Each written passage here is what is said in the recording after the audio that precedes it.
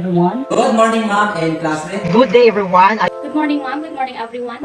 Good morning, ma'am. Hello, ma'am. Hello, classmates. Good day. Good morning, ma'am. Good morning, classmates. My reporting is all about type of transport. So, good day, everyone. I'm PALGAN from the Ed2 Step B. So, today I'm going to discuss our lesson, which is the transfer of learning. So, you may be wondering, what is transfer learning? So, it is important. So, the transfer of learning is the process of binding learners from one situation to another. So, transfer of learning has a 4 types, which types can help students skills and knowledge in all types of situations, both inside and outside the classroom. How do we help students put transfer into practice? There are some strategies that we can try to help students. Explicit teaching is important because we can encourage transfer by teaching students to learn each day. Group learning also is good for the students, allowing them to work together in groups. Teens can create your own work first, then bring it to a small group for a feedback, which helps them to improve as individually. Reflection also is good for a strategies. It is important because it can challenge teens to think about which learning strategies personally works best for them. For example, if taking notes in science class helps them to learn a concept, so it could be helpful in other classes. So we can also use analogies and metaphors. Also, we can use generalizing. So we should push students to generalize rather principles from specific situations. So after studying, we can ask students what elements needed to create a successful social change movement. So these strategies for transfer of learning can help students. So transfer of learning will help students to apply lessons when you teach to learning beyond your classroom. My reporting is all about type of transfer. Type of transfer is I have a 5 transfer. Number 1 is positive transfer. Positive transfer is a positive transfer occurs when a learning in one context improve performance in some other context.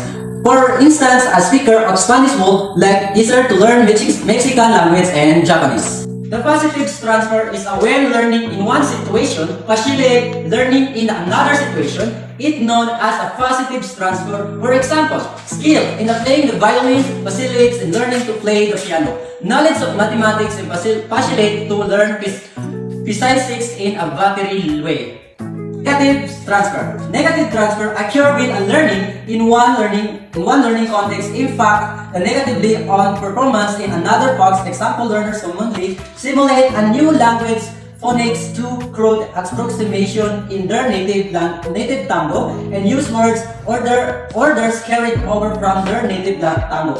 Negative transfer is number 1 is a process in which previous learning obstructs or interferes with the present learning. For instance, tennis player who learn netball must them under their tendency to take hug muscular swing with the shoulders and the upper arms. And the near transfer. Near transfer is referred to transfer between very similar contexts. This is also referred to as a specific transfer. For example, when a student answer type of algebra word problems in an example which are similar to what they heard in their setworks, or when a student is learning to use a new cell phone that is somehow similar to the one she had before. Next is far transfers. It is fair to transfer between contexts that on appearance seem remote and unlinked to the one another. This is also called general transfers. What are the conditions of transfer of learning? Factors that can affect transfer include context, degree of original learning, how well the learning acquired the knowledge, similarity, commonalities between original learning and new such as environment and other memory costs. Critical contribute characteristics that make something unique. I am Alex Sigura SARDIDO, 21 years of age, from B.Ed 2 Set B. This time, I am going to discuss the 7 conditions or factors affecting transfer of learning, principles of transfer implication. So the factors or conditions affecting transfer of learning: first, similarity between two learning situations. Second, degree of meaningful or relevance of learning. Third, length of instructional time. Fourth, variety of learning experiences. Fifth, context for learners' experiences. Sixth, focus on principles rather than tasks. And the seventh, emphasis on metacognition. In similarity between two learning situations, the more similar the two situations are, the greater the chances that learning from one situation involves student and learning situation and tasks that are similar as possible to the situation where they would apply the task. Degree of meaningful or relevance of learning. Meaningful learning leads to greater transfer than rote learning. Remember, to provide opportunities for learners to link new material to what they learned in the past. Third, length of instructional time. Length of instructional time, the longer time spent instruction, the greater the probability of transfer. To ensure transfer, teach a new topics in depth rather than many topics tackled in shallow manner. In variety of learning experiences, exposures to many and varied examples and opportunities for practice encourages transfer. Illustrate new concepts and principles with a variety of examples. Plan activities that allow your learner to practice their newly learned skills. In context for learners' experiences, transfer of learning is most likely learned is applicable to various contexts. Relate a topic in one subject to topics in another subject or discipline. Relate it also to the real life situation. And in focus on principles rather than tasks, principles transfer is easier than fact. Zero in on principles related to each topic together with strategies based on the principles. And the last, emphasis on metacognition. Students' reflection improves transfer of learning. Encourage students to take responsibility from their own learning and to reflect on what they learn in life. My topic is all about the principle of transfer. So, first of this principle is the more similar the two situations are, the greater chances that learning from one situation will be transferred to other situation. So in this principle, the teacher should use as many different learning media as possible, from text and imaginary to video and audio, so that the student will learn from one situation to the other situation. From that, students will learn, and also teachers should teach their students kung ano yung natutunan nila.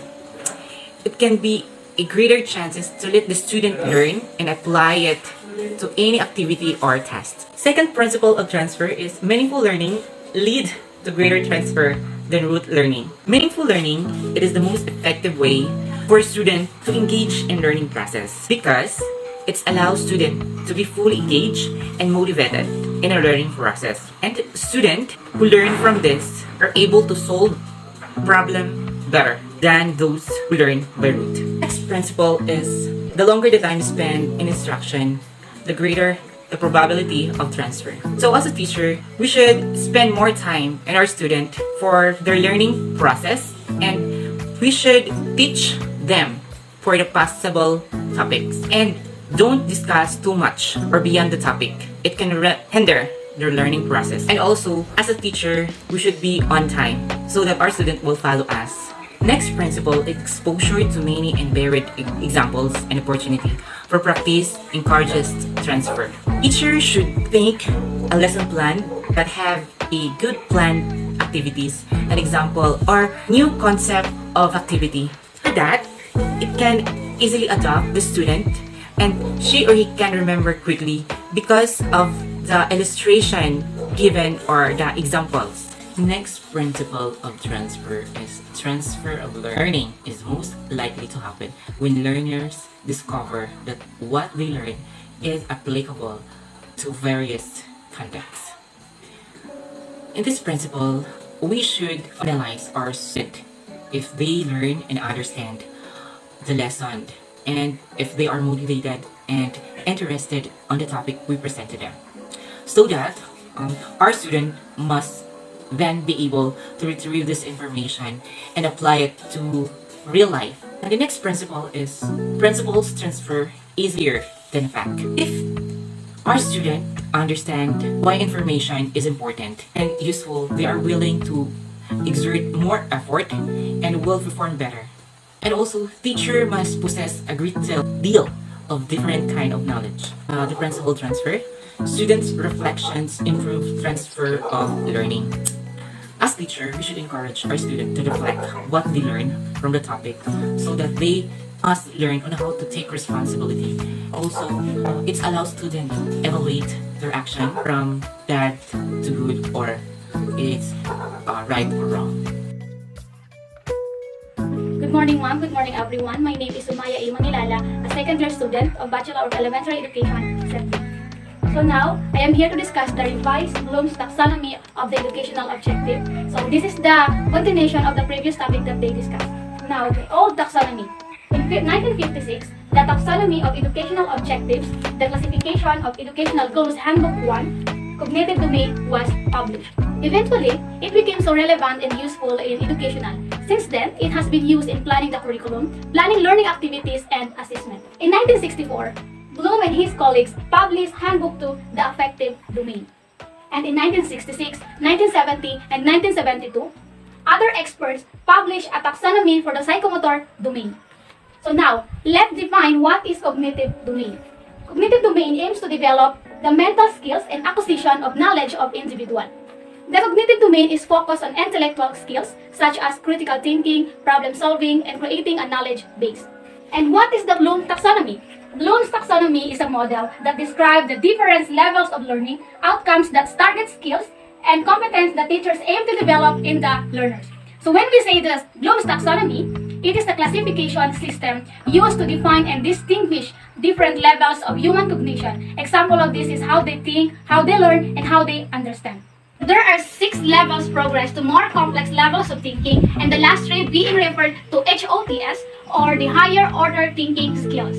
So those are 6 levels progress are knowledge, comprehension, application, analysis, synthesis, and evaluation. To disseminate learning, we begin to teaching with facts by giving the definition of knowledge. Through this, it leads to understanding concept, rules, and principle of comprehension. A proof of comprehension is using them in real life situation in application. For our in-depth understanding and mastery of this applied concept, these are broken down this part analysis. Students may compare, contrast, classify, and further investigate. These actions now reflect a higher level of thinking. Students put together elements of what has been learned in a new way, synthesis. They come up with a holistic, complete, and more integrated with a full grasp of what was learned. The students can now assess or judge on what they learned in evaluation. So that's all. Thank you. This is my report for my topic. The original Bloom's taxonomy, cognitive domain levels under subcategories. Bloom's taxonomy. Benjamin Bloom created the taxonomy for categorizing level of abstractions of questions that commonly occur in education settings. The taxonomy provided a useful structure in which categorize test questions. Knowledge means is the recall of specific information. Example are sketch, response, conduct, perform, complete, define, describe. Comprehension means understanding what was read. The example are paraphrase, summarize, refill, discuss, illustrate, report. Application. Application means converting abstract content to concrete situation. The example are expand, apply, change, prepare, facilitate, and consult. Analysis. Analysis means comparison and contrast of the content to the personal experiences. The example are analyze, explore, define, observe, identify, investigate, and contrast. Synthesis. Synthesis means organization of thoughts, idea, and information from the content. The example are combine, compile, devise, generate, reconstruct, and plan. Evaluation. Evaluation means judgment of evaluation of characters, actions, outcomes, etc. for personal reflection and understanding. The example are review, justify, define, compare, interpret, and evaluate.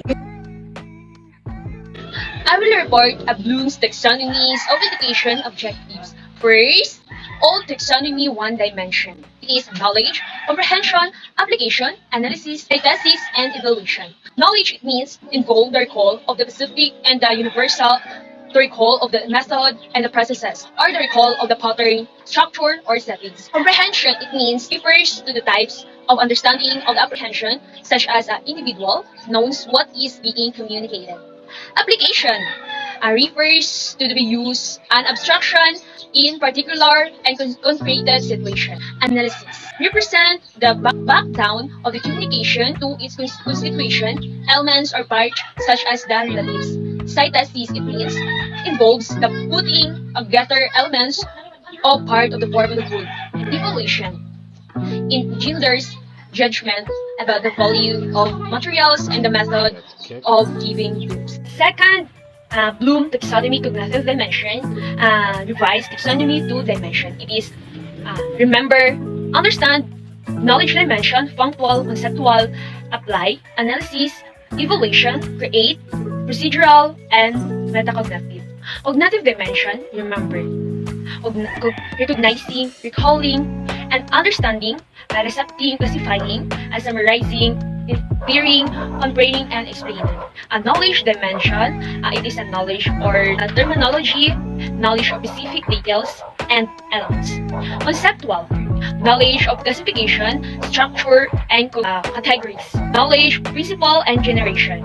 Knowledge of the theory, models, and structure. Exhausting, implementing, and analysis. The meaning is different, organizing, and attributing. Evaluation or checking it, generating, planning, and proceduring.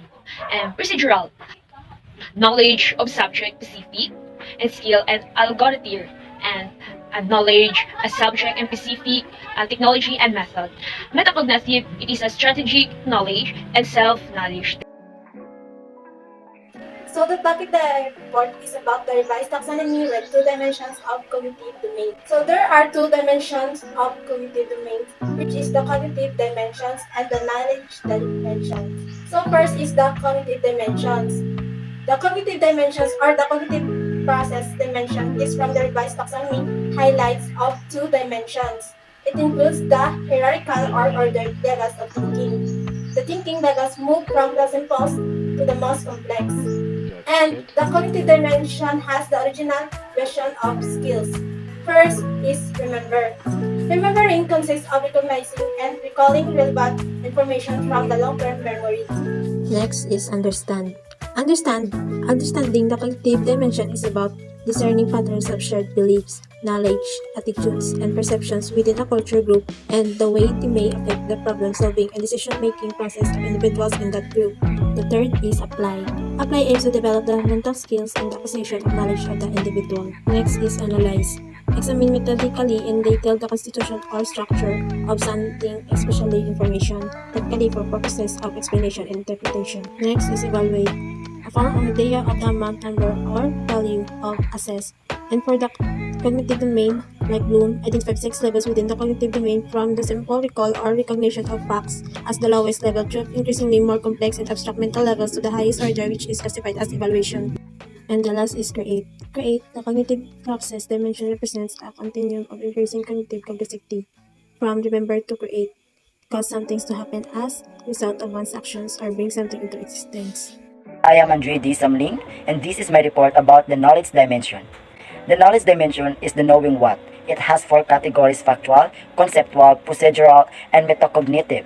Procedural knowledge include algorithms, heuristics or rule of thumb, technique and methods, as well as knowledge about when to use the procedures. We have 4 elements of knowledge dimension. First, factual knowledge is technically referred to as semantic knowledge or generic knowledge. You can define factual knowledge simply as the terminologies, specific details, and basic elements within any domain. Second, conceptual knowledge has been defined as understanding of the principle and relationship that underlie a domain. The characteristic of conceptual knowledge is cannot be learned by rote. It must be learned by thoughtful, reflective mental activity. Third, procedural knowledge is the knowledge exercised in the performance of some task. Unlike descriptive knowledge, which involves knowledge of specific fact or proposition, procedural knowledge involves one's ability to do something. Example of procedural knowledge is knowing how to do something. Think of the word procedure. Its root is procedure, which is an action. Appropriate for procedural knowledge. It's basically how you know to do something. The classic example of procedural knowledge is riding a bicycle. When someone was teaching you how to do a bicycle, no matter what they say, you probably struggle to grasp it until you actually done it a few days. Fourth, metacognitive knowledge. Knowledge of cognition in general as well as awareness and knowledge of one's own cognition. The strategies of metacognition when you study is summon your prior knowledge, think aloud, ask yourself questions, and take notes from memory. Metacognition also includes knowledge about and regulation of cognitive strategies used in learning. One particular component of metacognition is self-knowledge. Accurate awareness of one's strengths and weakness and motivational belief related to learning. Revised Taxonomy. After 45 years since the publication of Bloom's Taxonomy, Lauren Anderson, he is Bloom's former students, and David Courtwall lead a new group of experts to work together. The result was it now called Revised Taxonomy. Below are the silent differences between the old and revised taxonomies. The categories of thinking in the old taxonomy were nouns, while in the revised taxonomy they are verbs. The use of action words instead of nouns was done to highlight that thinking is an effective or active process. For example, evaluate instead of evaluation, or analyze instead of analysis. Number 2, while the revised taxonomy remains to be in hierarchical levels of increasing complexity, intended to be more flexible in that it allows the categories to overlap. For example, some action words in understanding level like explain may appear to be more complex than action words show in the apply level. However, when we look into the 6 levels from remember to create, we still find that overall, the taxonomy proceeds in a hierarchical order. Number 3, the knowledge level was changed to remember. The change was made because knowledge does not refer to a cognitive or thinking level. Knowledge is an object of the thinking. Remember is a more appropriate word for the first thinking level, which involves recalling and retrieving knowledge. Number 4, the comprehension level was changed to understand. Teachers are likely to use the words understand when referring to their work rather than comprehension. Number 5, synthesis was changed to create and was placed as the highest level. 6, the cognitive domain now includes 2 dimensions, the cognitive dimensions and the knowledge dimensions. The knowledge dimensions of the revised taxonomy was based on the subcategories of knowledge in the taxonomy. Learning objective, the level of thinking is represented by the verb, while the knowledge dimension is represented by the noun in the examples. Have here the example of knowledge dimensions. Cognitive dimensions are the remember, which means is to recognize or recall. Understand is to interpret and classify, summarize, infer, and explain. Apply is to execute and implement. Analyze is to differentiate, organize, and attribute. Evaluate is to check and correct, and create is to generate, plan, and produce. Also, knowledge dimension will have 8 categories, which is factual, that is terminology, specific, details, and elements. Conceptual, that is classifications, categories, principles, and generalizations, theories, models, and structures. Procedural, that is to subject-specified skills, algorithms, techniques, and methods, criteria for determining when to use the procedures. And metacognitive, that is for strategic knowledge, cognitive, task, contextual, and conditional knowledge, self-knowledge. For example, remember plus facts is ingredients of kare-kare. At the remember plus concept, example is the kare-kare as Filipino dish. And at the remember plus procedures, example is the step in cooking kare-kare. And at last, the remember plus metacognitive knowledge, example is the review task accomplished in cooking kare-kare. And that's all for my discussion. Thank you.